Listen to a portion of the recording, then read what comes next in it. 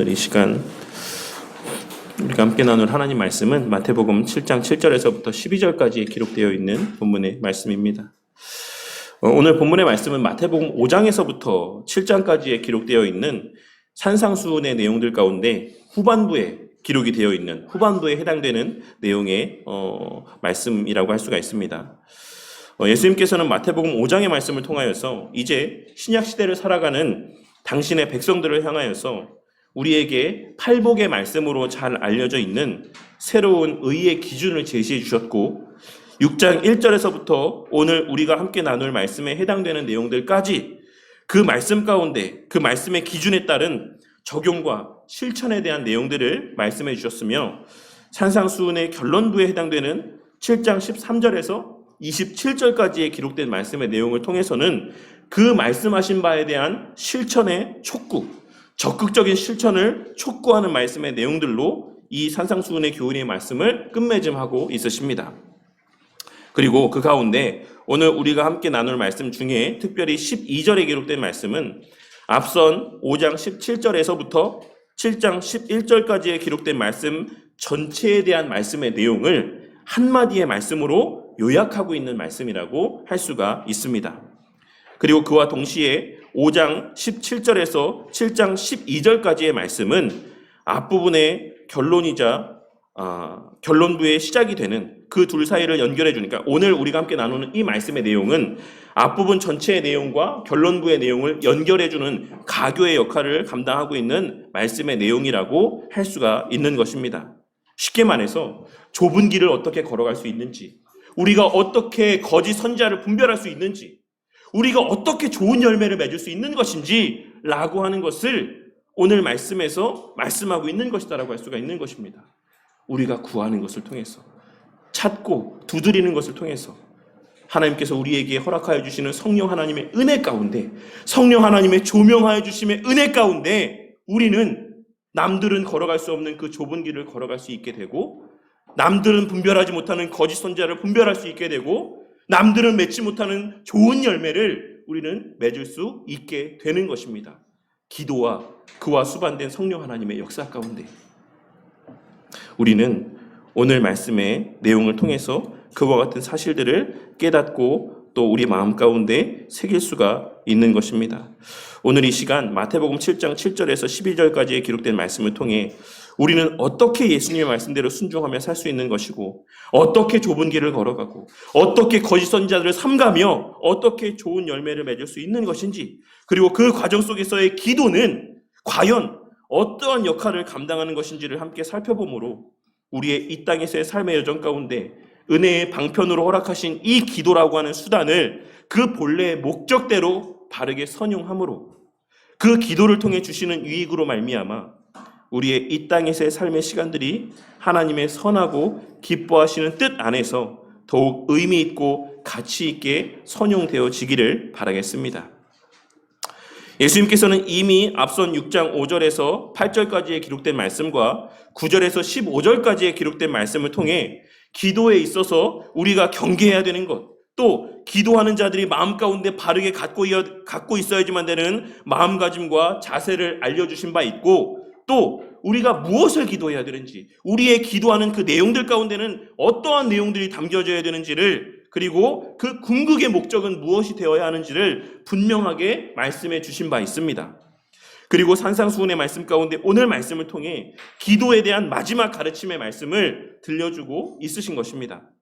그리고 그 핵심은 바로 기도 응답에 대한 확신과 그 확신에 근거한 행동이 있어야지만 된다라고 하는 사실을 말씀하고 있다라는 것을 우리는 함께 봉독한 말씀의 내용을 통해 분명하게 확인할 수가 있는 것입니다.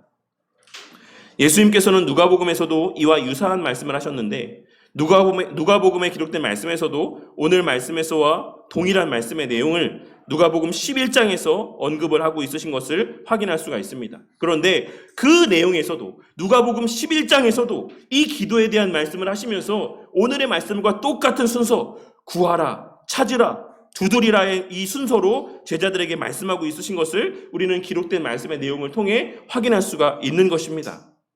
이에 대하여서 대부분의 학자들은 이것이 단순한 강조의 목적에서의 반복된 언급이다. 비슷한 의미들을 그냥 강조하시기 위해서 반복적으로 언급하신 것이다 라고 이야기를 하기도 하지만, 또 다른 일부의 학자들은 이 표현이 갖고 있는 의미가 분명히 있다. 예수님께서 구하라, 찾으라, 두드리라고 하는 이 표현을 사용하신 데에는 분명한 특별한 의도와 목적이 있다라고 이야기를 하기도 합니다. 이에 대해서 마태복음과 누가복음을 연구한 존 놀랜드라고 하는 호주 성공의 신학자는 예수님께서 여기서 말씀하고 있으신 이 세 가지의 요구사항이 공통되게 의미하고 있는 바, 공통되게 이 말씀 가운데 담겨져 있는 바는 행동이 전제되어져 있는 것이다 라고 이야기를 하고 있습니다. 그러니 이는 기도하라는 것이고, 기도를 했으면 그것을 주실 것을 믿고 찾으라는 것이고, 찾았으면 그것을 누리고 만끽하기 위한 실제적인 것을 소유하기 위한 열심들을 나타내 보여라 라고 말씀하고 있는 것이다 라고 해석을 할 수도 있는 것입니다. 너희가 기도했냐? 너희가 구했냐? 그리고 주실 것을 믿느냐? 그러면 그 주신 것을 찾아라. 열망해라. 주실 것을 열망해라. 그리고 그것을 확신한다라고 하면 두드려서 그것을 소유하고 누리기 위해서 열심을 내라, 행동해라 라고 말씀하신 의미라고 우리는 해석할 수가 있는 것입니다.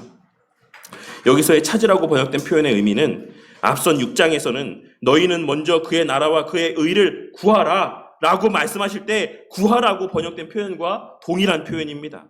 그러니 이는 사실 표면적으로는 열망하다라는 의미를 담고 있는 것이다라고 할 수가 있는 것입니다. 예수님께서 너희는 먼저 그의 나라와 그의 의를 구하라고 말씀하신 이 의미는 실제적으로는 그것을 열망해라, 갈망해라, 그것을 먼저 추구하는 삶을 살아라 라고 말씀하고 있는 것이다라고 할 수 있는 것입니다. 그러니 이는 무엇을 잃어버린 물건을 찾듯이 찾으라는 것이 아니라, 기도를 했다면 그 기도의 성취를 기대하고 확신하며 지속적으로 열망하고 갈망하는 마음을 품고 있으라는 것이고, 품고 살아가라는 것이고, 그 갈망하는 바를 얻기 위한 실제적인 노력과 행동을 나타내 보여라 라고 하는 것을 말씀하고 있는 것입니다. 그리고 우리는 여기서 우리의 기도의 생활에 있어 우리가 범하기 쉬운 부족하고 연약한 점을 하나 발견할 수가 있는데, 그것은 바로 우리가 기도하고 얼마나 많은 시간 우리가 그 기도한 바를 잊고 살아가느냐 하는 것입니다. 우리는 많은 순간에 우리가 기도한 것을 잊어버리고 살아갈 때가 많습니다. 내가 내 입술로 기도했음에도 불구하고 내가 기도한 내용들을 까맣게 잊어버리고 살아갈 때가 많이 있다는 것입니다. 앞서 말씀드리길, 오늘 말씀에서 예수님께서 이 말씀을 통해 우리에게 요구하시는 것은 기도에 대한 확신과 열망, 그리고 행함이라고 말씀을 드렸습니다. 그리고 만일 우리가 하나님의 주실 것에 대한 확신과 그 행하실 것에 대한 확신이 우리 마음 가운데 있다라고 한다면, 우리는 그것이 우리에게 언제 주어질지, 그 일을 언제 행하실지 관심을 갖게 될 수밖에 없는 것이 당연합니다. 그리고 그 일의 성취를 계속해서 살필 수밖에 없는 것이 당연합니다. 내가 정말로 기도했다라고 한다면 하나님께서 언제 그 기도를 이루어 주실까? 어떻게 이루어 주실까? 어디에서부터 이루어 주실까를 부지런히 살피게 되는 것이 당연한 사람의 마음가짐이라는 것입니다. 제가 예전에 에티오피아에 있을 때 저희 모교회에서는 해마다 연말이 되면 선물 상자를 보내주었습니다. 거기에 라면이니 과자니 한국에서만 구할 수 있는 것들. 그 에티오피아에는 한국의 물건들이 별로 없거든요. 한국 마트도 없고. 그래서 한국에서 구할 수 있는 것들만 상자에 가득 넣어서 연말에 모든 선교지에 보내주었던 것입니다. 그래서 해마다 연말이 되어서 본국에서 택배를 보내줬다라고 하는 소식을 듣게 되면 그때부터 이제나 저제나 언제 그 택배 상자가 도착할까라고 하는 것을 열어보고 또 열어보고 확인하고, 그렇게 하는 반복된 나날들을 보내는 것이 매년 반복된 일과였습니다. 그리고 그 택배가 도착했는지 아닌지, 그러니까 택배가 에티오피아에 도착했다는 소식이 들려지면 그 내용을 확인하게 되면 그때부터 계속해서 우체국을 가는 겁니다. 제 택배 왔습니까? 도착했습니까? 왜냐하면 에티오피아에서는 가정으로 택배를 배달해 주는 것이 아니라 택배를 받는 사람이 직접 우체국에 가서 그 택배를 찾아와야 됐기 때문에 그렇습니다. 그래서 택배가 도착할 쯤이 되면 저는 여러 차례 우체국을 방문하고 또 방문해서 택배가 왔냐 안 왔냐 라고 하는 것을 묻고 또 물었던 것입니다. 제가 왜 그랬겠습니까? 본국에서 택배를 보냈다라고 하는 사실을 제가 알고 있기 때문에 그렇습니다. 그리고 그것이 도착했다. 이 에티오피아라고 하는 나라에, 그것이 수도까지 오지 않았더라도 에티오피아라고 하는 나라에 도착했다라고 하는 사실을 제가 보았고 알고 있기 때문에 그렇습니다. 그리고 무엇보다는 제가 그것을 받기를 열망했기 때문에 그렇습니다. 이처럼 우리가 무엇인가를 열망할 때, 갈망할 때 그것에 대한 지속적인 관심과 그 관심에서 비롯된 행위가 함께 나타나게 될 수밖에 없습니다. 물론 기도가 이와 아주 똑같은 경우라고 이야기할 수는 없겠지만 우리가 만약 우리의 기도에 대해서 응답하실 것에 대해 정말로 확신하고 그것을 우리가 열망하고 있다라고 한다면, 내가 그 기도의 응답을 간절히 열망하고 있다라고 한다면 우리는 우리의 그 기도한 바에 대해서 하나님께서 어떻게 일하실지, 언제 일하실지, 어떻게 응답하실지에 대해 관심을 기울이지 않을 수가 없는 것입니다. 하지만 우리는 많은 경우에 내가 무엇을 기도했는지도 잊어버리고 살 때가 많습니다. 그러다가 어느 날 어떤 특별한 일들을 경험하게 되면 그제서야 맞다, 내가 이거 기도했었지, 내가 이거 하나님 앞에 기도한 적이 있었지 라고 그제서야 생각하며 내 기도가 이렇게 응답이 되었구나 라고 생각하며 그제서야 하나님 앞에 감사를 고백할 때가 많이 있는 것입니다. 하지만 그와 같은 모습은 참된 기도가 아닐 뿐더러 하나님 앞에 얼마나 신성모독적인 행위가 되는 것인지, 죄된 모습이 되는 것인지를 깨닫게 되는 은혜가 있기를 바랍니다. 나는 기도해놓고 하나님은 일 시켜놓고 나는 거기에 대해서 무관심하며 그냥 내 할 바만 하며 살아가는 것, 나에게 그처럼 열망되어지지도 않는 것들, 그처럼 간절히 바라지도 않는 것들을 하나님 앞에 떠맡겨놓고 나는 무관심하게 살아가는 모습을 나타내 보이는 것들, 이것이 얼마나 하나님 앞에 죄된 모습이 되는지를 우리는 깨달을 수 있어야지만 된다는 것입니다. 그렇다면 여기서 예수님께서 말씀하고 있으신 이 무조건적인 응답을 보장하고 있으신 기도의 내용은 무엇입니까? 오늘 말씀에서 예수님께서는 우리가 무엇이든지 믿음 가운데 기도하면, 확신 가운데 기도하면 무엇이든지 내가 다 들어주겠다. 그러니까 구하기만 해라. 그리고 찾아라. 그리고 두드려라. 내가 그럼 다 주겠다. 라고 말씀하신 것이다라고, 말씀하고 있으신 것이다라고 생각이 되십니까? 우리는 그렇지 않다라는 사실을 잘 알고 있습니다. 그리고 예수님께서도 당시에 이 말씀을 듣는 제자들이 혹여라도 그러한 오해를 갖지 않도록 구하라, 찾으라, 두드리라 라는 말씀을 하시며 의도적으로 6장에서 하신 말씀의 표현을 그대로 반복하고 있으신 것이다라고 할 수가 있는 것입니다. 그러니 여기서 예수님께서 구하라, 찾으라, 두드리라, 그리하면 내가 응답하겠다 라고 하고 말씀하고 있으신 이 간구의 내용의 그 중심은 그 내용으로서는 예수님께서 가르쳐주신 기도의 내용인 것이고, 즉 주기도문의 내용의 그 내용들을 그렇게 구하고 찾고 두드리라고 말씀하고 있으신 것이고, 그 목적으로서는 6장 33절에 기록된 말씀에서와 같이 그의 나라와 그의 의에 대한 내용을 말씀하고 있으신 것입니다. 그 궁극의 목적인 그의 나라와 그의 의를 위해서 구해라. 그의 나라와 그의 의를 위해서 찾아라. 열망해라. 그리고 두드려라. 그리고 그 목적을 이루기 위한 수단과 과정과 내용으로서 내가 가르쳐준 기도의 내용대로 기도해라. 하늘에 계신 우리 아버지여, 이름이 거룩히 여김을 받으시오며 나라에 임하옵시며 뜻이 하늘에서 이루어진 것 같이 땅에서도 이루어지기를 제가 간절히 소망합니다라고 그렇게 끊임없이 기도해라 라고 말씀하고 있으신 것입니다. 그러할 때 우리가 그와 같이 예수님께서 가르쳐주신 기도의 내용대로 그 하나님의 나라와 의를 위해서, 그 궁극의 목적을 위해서 기도할 때 반드시 그 기도에 하나님께서 응답하실 것이다라고 말씀하고 있으실 뿐만 아니라 내가 기도한 것보다 더 좋은 것을 주겠다. 우리가 기도한 것보다 더 좋은 것을 주겠다라고 말씀을 하고 있으신 것입니다.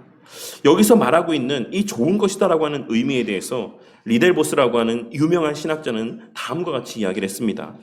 여기서 말하는 좋은 것이다라고 하는 것은 하나님의 나라와 하나님의 의를 추구할 목적으로 하나님의 뜻을 깨닫고 순종하는 데 있어 통해서 필요한 모든 것, 필요한 것, 그것을 의미한다라고 이야기하고 있습니다. 그리고 이를 통해서도 우리는 오늘 말씀에서 하나님께서 우리에게 무조건적인 응답을 약속하시는 이 간구의 내용이 무엇인가를 다시 한번 확인할 수가 있는 것입니다. 하나님께서 우리가 무엇을 구하든 우리가 구하는 그 모든 것을 다 주시지 않습니다. 우리가 무엇을 구하든 우리가 구하는 그 모든 것을 다 이루어주지 않습니다. 성도님들도 경험하지 않으셨습니까? 지금까지 살아오면서 성도님들이 기도한 모든 것 다 응답되셨습니까? 그 기도한 대로의 삶이 지금의 삶의 모습입니까? 이것을 기도했기 때문에 지금 이렇게 살고 계신 겁니까? 아니지 않습니까? 우리가 기도한 대로 하나님께서는 모든 것을 다 이루어 주시는 것은 아니다라는 것입니다. 하나님께서는 오직 주님께서 우리에게 가르쳐 주신 기도의 내용을 근거로 기도하는 것들과 하나님의 나라와 의를 위해서 기도하는 것들만 무조건적으로 응답해 주시는 것입니다. 왜냐하면 그것이 바로 하나님의 뜻이기 때문에 그렇습니다. 그리고 그러한 측면에서 기도는 실제적으로는 우리의 어떠함으로 응답되는 것이 아니라 하나님의 뜻과 하나님의 계획의 근거에서 성취되고 응답되어지는 것이다라고 하는 사실을 우리는 여기서도 다시 한번 확인할 수가 있는 것입니다. 그렇다면 우리는 우리의 기도하는 바가 예수님께서 우리에게 가르쳐준 기도의 내용에 합한 기도인지 아닌지, 하나님의 나라와 의를 위한 기도인지 아닌지, 이걸 어떻게 분별할 수 있는 것입니까? 내가 생각하기에는 나는 지금까지 늘 하나님의 나라와 그 의를 위해서만 기도했는데, 나는 하나님의 영광을 위해서만 물질을 구하고, 하나님의 영광을 위해서만 복된 가정을 구하고, 하나님의 영광을 위해서만 건강을 구하고, 모든 것들을 다 하나님의 영광을 위해서 구했는데, 그 기도의 내용들 가운데 무엇이 진실된 것이었고 아니었는지 우리는 어떻게 분별할 수 있는 것입니까? 이게 내 유익과 만족을 위한 기도인지 아니면 이기적인 내 마음에서 비롯된 악한 기도인지 내가 어떻게 도대체 분별할 수 있는 것입니까? 그것은 바로 성령 하나님을 통해서인 것입니다. 오늘 말씀에서 예수님께서 말씀하시고 하나님 아버지께서 우리에게 주실 것이다라고 약속하신 좋은 것은 바로 누가복음에 기록된 말씀에서와 같이 바로 성령 하나님의 임재이자 내주하심이자 조명하여 주심의 은총, 은혜라고 할 수가 있는 것입니다. 그리고 그 성령 하나님의 조명하여 주심과 감동하심의 은혜의 역사로 말미암아 우리는 우리의 기도가 바른 기도인지 아닌지, 우리의 기도가 내 만족과 유익을 위한 기도인지 아니면 하나님의 나라와 의를 위한 기도인지를 분별할 수가 있게 되는 것이고, 더 나아가서 하나님의 뜻과 계획에 일치된 기도를 우리의 입술로 고백할 수 있게 되는 것입니다. 그리고 그러한 과정 속에서 우리의 기도하는 바가 하나님의 뜻에 완전하게 일치되어질 때, 그러한 성령 하나님의 역사 속에서 우리의 기도했던 바, 기도하고 있는 그 고백되어지는 내용들이 하나님의 뜻에 일치되어지게 될 때, 그 순간 우리는 우리 편에서는 기도의 응답이라고 불려지는 일들, 하나님 편에서는 하나님의 뜻의 성취라고 이야기되어지는 일들, 하나님의 그 놀라운 역사를 목도하고 체험케 되는 것이다라고 할 수가 있는 것입니다. 하지만 여기서 우리가 놓치지 말아야 되는 것은 그러한 우리의 기도의 변화가 단박에 이루어지는 것은 아니다라는 것입니다. 우리가 기도 가운데 하나님의 뜻을 분별하게 되는 것이 기도를 시작하기만 하면, 그냥 내가 기도의 자리에 앉기만 하면, 그래서 기도를 시작하기만 하면 그 즉시 직통 계시를 받듯이 단박에 이건 하나님 뜻이야, 이건 하나님 뜻 아니야, 이렇게 그냥 그 순간에 알게 되어지는 것이 아니다라는 것입니다. 우리가 그 사실을 어떻게 알 수 있습니까? 우리는 그 사실을 오늘 말씀에서의 구하라, 찾으라, 두드리라 라고 말씀하신 이 예수님의 말씀의 그 표현의 시제를 통해 알 수 있습니다. 예수님께서는 이 구하라, 찾으라, 두드리라고 하는 말씀의 표현을 현재 분사의 형태로 말씀하셨습니다. 그리고 이 현재 분사라고 하는 이 표현은 무엇을 의미하고 있습니까? 지속성을 의미하는 것입니다. 그러니 예수님께서는 예수님의 가르쳐주신 기도의 내용을 기억하며 끊임없이 계속 기도해라. 내가 지금 무엇을 바라는 것이 있다라고 하면 그 주님께서 가르쳐주신 기도의 내용들을 떠올리며 계속해서 기도해라. 하나님의 이름이 거룩히 여김 받으시기를 바라면서 주님 정말 이 기도, 내 간구가 정말 하나님의 이름이 거룩히 여김 받는데 유익이 되는 일들입니까? 라고 계속해서 물어라. 그 나라와 그 뜻이 이 땅에 충만하여지는 결과를 초래하는 기도입니까? 하나님의 권세가 이 땅에 충만하여지는 결과로 이어지는 그 기도를 제가 이것을 구하고 있는 것이 맞습니까? 제가 물질을 구하는 것이, 내 자녀의 잘됨을 바라는 것이 그 하나님의 영광과 관련이 있는 것입니까? 그렇게 계속 묻고 또 물어라. 그러할 때 하나님께서 성령 하나님의 조명하여 주심의 은혜를 주실 것이다. 네 마음 가운데 깨달음을 주실 것이다. 그것이 하나님의 뜻을 위한 것인지, 하나님의 영광을 위한 것인지, 아니면 네 자신을 위한 것인지 하나님께서 왜 안 주겠냐? 네가 정말 그것을 바라면서 기도하는데 하나님 아버지께서 왜 그 성령 하나님의 조명하심의 역사를 허락하시지 않겠느냐라고 말씀하고 있으신 것입니다. 그렇게 우리가 그 궁극의 목적을 위해 지속적으로 기도할 때, 그리고 나의 지금 기도하는 바가 정말 그 궁극의 목적을 위한 기도인지, 그 궁극의 목적과 합한 기도인지를 묻고 또 물을 때 우리는 성령 하나님의 조명하심의 은혜 가운데 우리의 마음 깊은 곳에 자리하고 있는 우리의 마음의 본심을 보게 되고 깨닫게 될 것이 분명합니다. 제가 늘 말씀드리지만 우리는 다른 사람의 속을 알 수 없을 뿐더러 당연한 것이죠. 내 자식이라고 해도 그 자식의 속을 다 알 수 없는 게 우리의 한계입니다. 그런데 다른 사람의 마음을 알 수 없는 것뿐만 아니라 우리는 우리 자신의 속마음도 다 알 수 없습니다. 내 마음, 내 자신을 나는 다 알고 있다. 나만큼 내 자신에 대해서 잘 알고 있는 사람은 없다 라고 생각하실지 모르겠지만 실상 우리는 우리 자신의 본 마음을 알지 못합니다. 그러한 표현들을 우리는 종종 고백하는 것을 보게 되고 듣게 되고 또 내 입으로도 고백하고 있지 않습니까? 나도 내가 왜 이러는지 모르겠다. 나도 내 본심이 무엇인지 모르겠다. 그런데 그게 당연한 일입니다. 왜냐하면 우리가 우리 자신을 만든 것이 아니기 때문에 그렇습니다. 그러니 우리 자신을 가장 잘 아는 분은 우리를 창조하신 하나님밖에 없고, 우리 자신의 그 본 모습을 가장 명확하게 나타내 보여주실 수 있는 분은 오직 하나님밖에 없는 것입니다. 그리고 그렇기에 우리가 기도하는 바가 정말 하나님의 영광을 위함인지 아니면 내 만족과 유익을 위함인지 또한 오직 하나님만이 아시는 것이다라고 할 수가 있는 것이고, 그렇기에 성령 하나님만이 우리에게 그 사실을 깨닫게 해주실 수 있는 것이기 때문에 주님께서는 계속해서 끊임없이 기도해라 라고 말씀하신 것이다라고 할 수가 있는 것입니다. 이 사실을 기억하고 늘 기도 가운데 살아가는 저와 우리 모두가 되기를 바랍니다.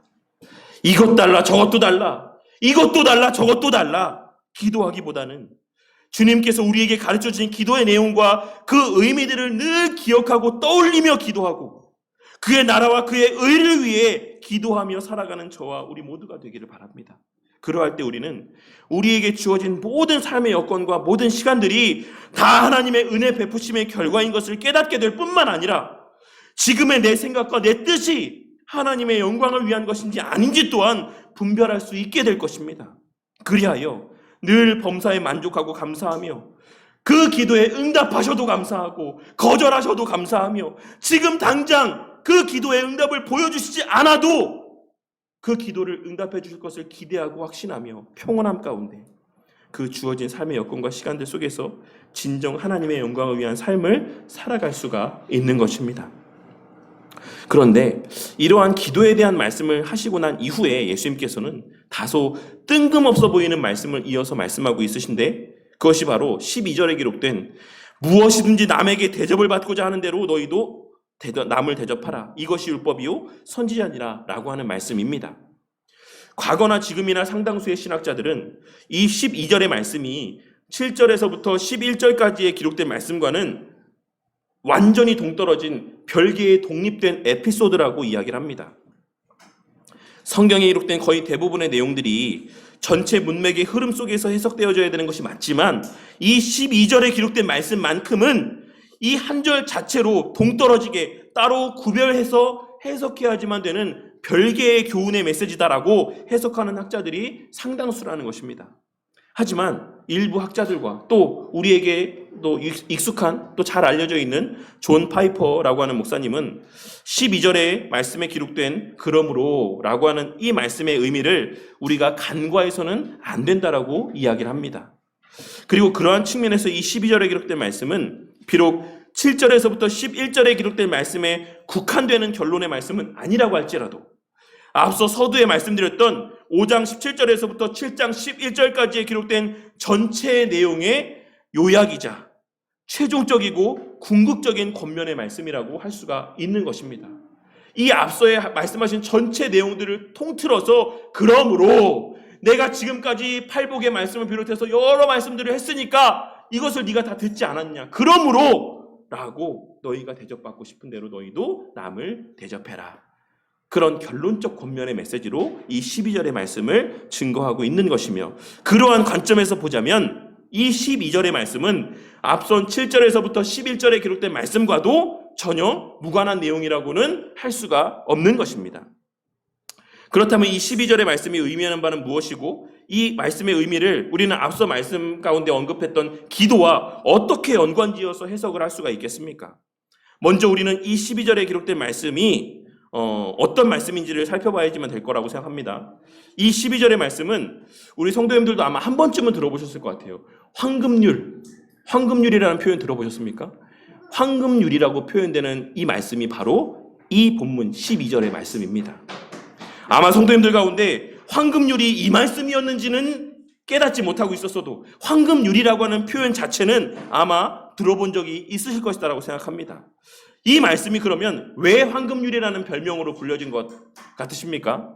그것은 주 3세기 초반에 로마를 다스렸던 로마의 황제였던 세베루스 알렉산데르라고 하는 사람이 있었습니다. 그런데 이 사람이 이 말씀의 구절이 너무나도 감명 깊은 나머지 이 말씀, 이 예수님의 이 12절의 말씀, 무엇이든지 네가 대접받고 싶은 대로 남에게 대접해라 라고 하는 이 말씀을 자기 방에 금으로 칠해놨어요. 금으로 이 글씨를 자기 방에 쓰어놨습니다. 그리고 평생의 자기 삶의 지침으로 이 말씀을 여기고 살았습니다. 비록 이 세베루스라고 하는 사람은 그런데 놀랍게도 놀라운 건지 우스운 건지 모르겠지만 기독교인이 아니었습니다. 그럼에도 불구하고 그는 이 말씀이 담고 있는 의미에 감동해서 이 말씀의 의미를 자신의 평생의 삶의 지침으로 삼고 살았던 것입니다. 그리고 그 말씀을 금으로 자기 방에 써놨기 때문에 그 후대에 이 말씀을 많은 사람들이 황금률이라고 부르게 되었던 것이다라고 할 수가 있는 것입니다. 그런데 예수님께서는 이 말씀을 가리켜서 이것이 율법이다, 이것이 선지자다 라고 말씀하고 있으십니다. 우리는 이 말씀을 어디서 본 적이 있으십니까? 예수님께서 언제 또 이 말씀하셨습니까? 뒤에 기록된 마태복음 22장 37절에서 40절에 기록된 말씀 가운데 예수님께서는 이 말씀을 하고 있으신 것을 우리는 확인할 수가 있습니다. 이것이 의미하는 바가 무엇입니까? 그것은 바로 내 마음을 다하고 목숨을 다하고 뜻을 다하여 주 너의 하나님을 사랑하는 것과 내 이웃을 내 자신같이 사랑하라는 말씀의 가장 실제적인 모습, 그러니까 하나님을 온 마음을 다해서 사랑하는 모습과 내 이웃을 내 몸과 같이 사랑하는 모습의 가장 실제적인 모습이 바로 내가 받고 싶은 대접대로 그 사람에게 대접하는 것, 이 모습이다라고 말씀하고 있는 것이다 라고 할 수 있는 것입니다. 다시 말해 하나님을 사랑하는 것도 마찬가지고 다른 사람을 사랑하는 것도 그 사람을 진심으로 사랑하는 것, 그 사람을 진심으로 내 몸같이 사랑하는 것은 내가 받고 싶은 대접대로 그 사람에게 대접하는 것, 이 모습이다라고 말씀하고 있는 것입니다. 그리고 이 내용과 관련해서는 유명한 일화가 있는데 그것은 바로 한 이방인이 유대 랍비 중에 힐렐이라고 하는 예수님 당시에 살았던 유명한 랍비에게 이런 비슷한 질문을 했었고 또한 대답했다라는 에피소드입니다. 내가 한 다리로 서 있는 동안 너는 나에게 토라에 기록된 모든 내용을 설명해봐라. 네가 정말로 그렇게 위대한 랍비라고 하면, 네가 정말로 그렇게 위대한 스승이라고 하면 나한테 이 토라의 내용을 내가 한 발로 서 있는 동안, 내가 쓰러지지 않는 이 잠깐의 시간 동안 다 한번 설명해봐라 라고 질문을 했던 것입니다. 그런데 이 랍비가 그때 그 질문에 대해서 대답했던 말이 내가 당하기 싫은 일을 그 사람에게, 이웃에게도 행하지 말아라. 네가 당하기 싫은 일, 너에게 좋지 않은 일을 다른 사람에게도 하게 하지 마라. 이것이 토라의 핵심이고 나머지 모든 말씀은 그 말씀을 주석하고 있는 것에 불과하다라고 이야기를 했다고 합니다. 그리고 그러한 질문과 대답이 이루어진 시기는 대략 예수님의 이 땅에서의 생활하셨던 시기와 비슷했다라고 알려져 있습니다. 그러니 예수님 당시에 마태복음 22장에서 예수님께 나와서 한 율법사가 질문했죠.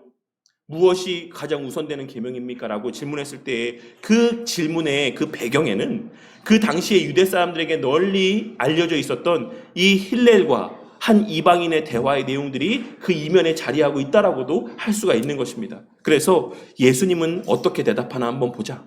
예수님은 이 질문에 대해서 무엇이라 대답하나 한번 보자. 예수님이 정말 그 랍비보다 뛰어난 사람인지 한번 보자 라는 의도가 담겨져 있다라고도 할 수가 있는 것입니다.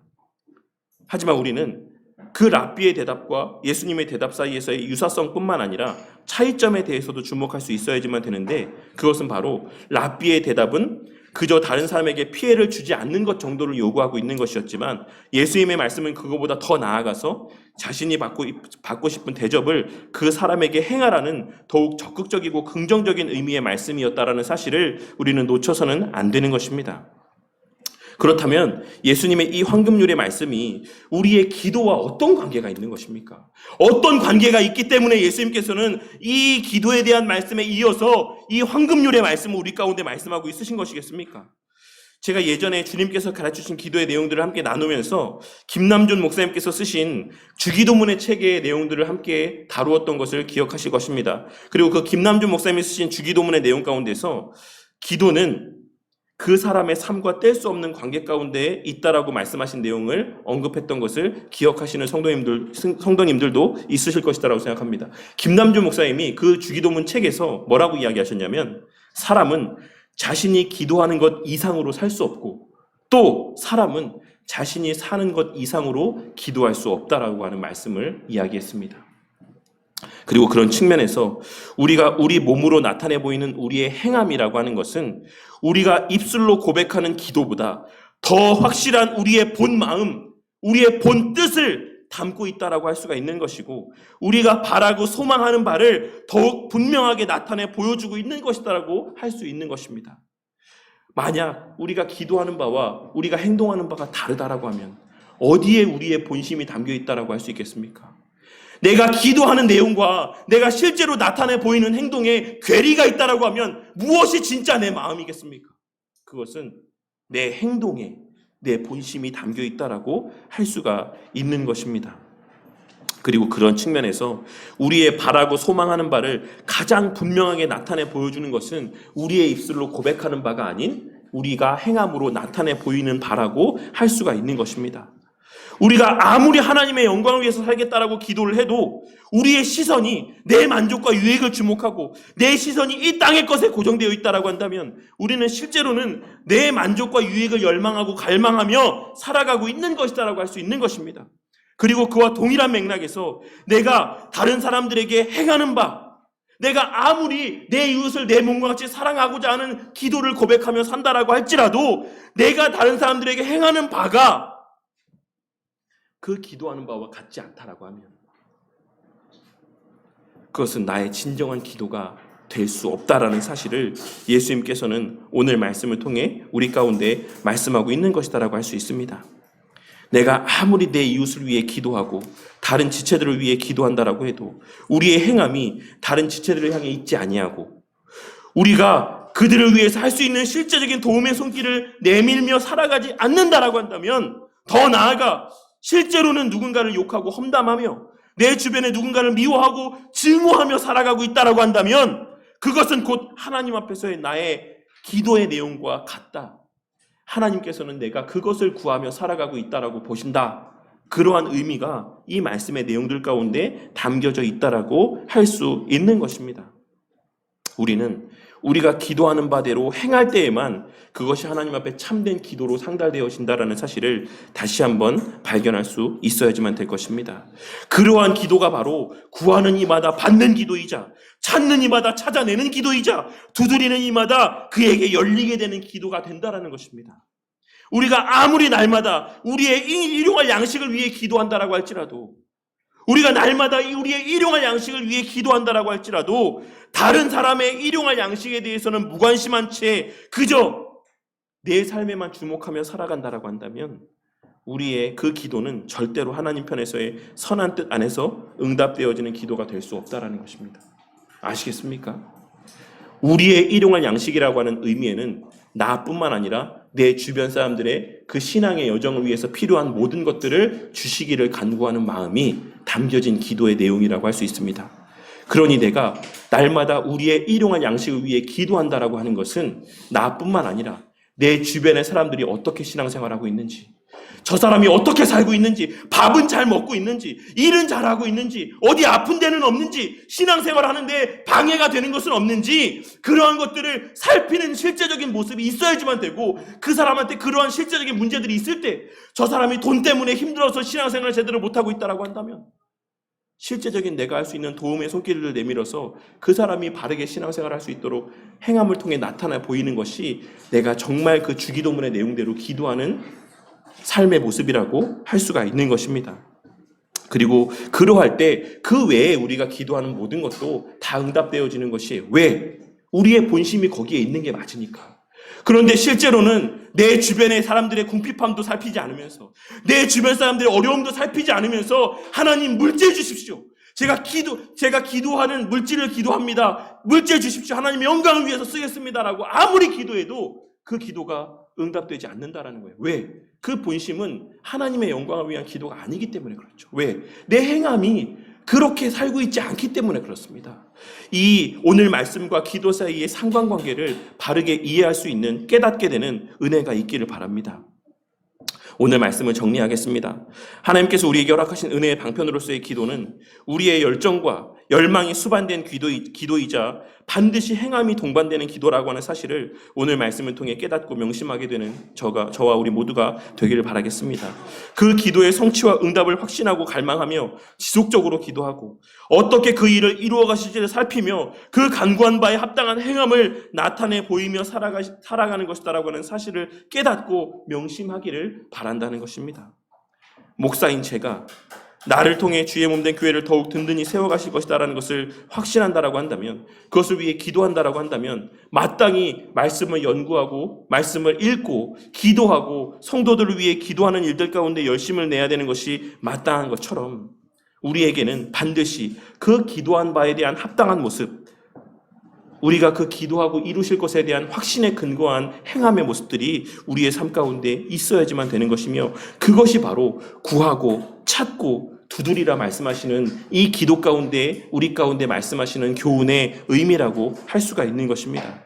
그냥 주구장창 예배당에 앉아서 기도만 하고 앉아 있는 것, 혹은 한 번 기도하고 나는 믿는다, 나는 확신한다, 그러니까 더 이상 기도하지 않아도 된다 라고 생각하며 그냥 게으른 삶을 살아가는 것, 그것이 하나님을 믿는 참된 신앙이 아니라 참된 확신은 그의 수반된 지속적인 계속하는 기도와 행함이 있어야지만 된다는 것을 우리는 잊어서는 안 되는 것입니다. 그리고 또한 동시에 내 이웃을 내 몸과 같이 사랑하라는 말씀의 실천은 내 이웃을 위해서 기도만 하고 있는 것이 아니라 내가 받기를 원하는 바대로, 내가 나 힘들었을 때 내가 기대했던 그 도움의 모습대로 나도 누군가를 실제로 도와주고 실제로 그들을 위한 움직임, 행함을 나타내 보이는 모습이 함께 자리하고 있어야지만 된다라는 사실 또한 오늘 말씀을 통해 깨닫게 되는 은혜가 있기를 바랍니다. 그와 같이 우리의 기도가 우리의 행함을 통해 진실되게 하나님 앞에 고백되어질 때 그러한 삶 가운데 우리가 바라는 모든 기도는 다 응답되어진다라고 믿으셔도 무리가 없을 거라고 생각합니다. 내가 정말로 내가 받고 싶은 대접대로 누군가를 대하며 그렇게 살아가며 하나님 앞에 물질을 구하고 건강을 구한다라고 하면 그것은 우리의 본심이고 진짜 하나님의 영광을 위한 기도라고 할 수가 있는 것입니다. 이 사실을 깨닫고 우리의 기도 가운데 더욱 충만하고도 온전히 누릴 수 있는 성령 하나님의 조명하여 주심의 은혜 가운데에서 늘 바른 영적인 분별력을 가지고 살아가며 그 마음에 주시는 성령 하나님의 감동케 하심에 민감하게 반응하며 입술로 고백하는 바와 같이 열심히 있는 열정적인 행함을 함께 나타내 보이는 저와 우리 모두가 되기를 바랍니다. 그리하여 그와 같이 우리의 입술을 통해 고백해 하시는 그의 나라와 그의 의를 위한 기도와 주님께서 가르쳐주신 기도의 내용들이 우리를 통해 행하게 하시는 일들을 통해 성취되어져 가는 것을 목독해 되고, 그 과정에서 우리 또한 서로의 섬김을 통해 그러한 서로를 향한, 내가 대접받고 싶은 대로의 서로를 향한 섬김의 모습을 통해 다른 지체들을 통해 실제적으로 그 하나님의 사랑을 누리고 만끽하는 은혜가 우리 교회 공동체 가운데 가득하기를 바랍니다. 그리하여 우리 가운데 그 누구도 소외됨 없이, 단 한 사람의 낙오자도 없이 모두가 다 하나님의 이름이 거룩히 여김 받게 되는데 귀하게 쓰임을 받고 하나님의 나라의 임재와 그 통치의 회복을 증거하며 살아가게 되는 저와 우리 모두가 되기를 주님의 이름으로 간절히 축원합니다.